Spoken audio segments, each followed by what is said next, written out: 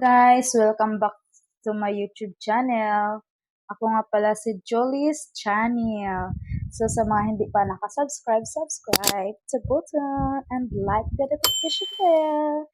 Okay, at ngayon ay pag-uusapan natin kung kasi may nababasa kasi ako sa comment section na may nagtatanong doon kung paano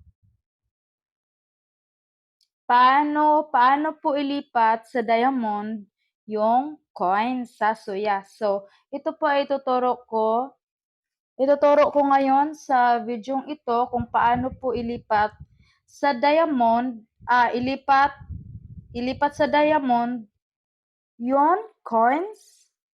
So, ituturo ko sa video ito. Let's go.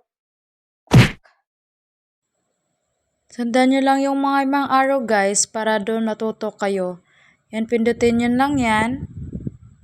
At dyan, mapupunta tayo sa gold coins, saka sa diamond coins. Kapag 1,000 na yung diamond nyo, so pwede nyo siya i-transfer, i-exchange to gold coins.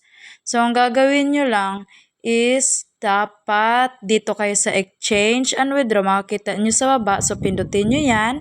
Tapos may 90,000, kapag 100,000 diamond, may 90,000 na gold coins.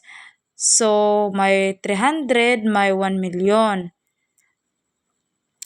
So, ang 1 million is 900,000 na coins. Tapos, ang 300,000 naman is 270,000 na coins. Tapos, pwede kayo mag-customize pero dapat talaga ang minimum is 100,000. So, pindutin nyo na ang exchange.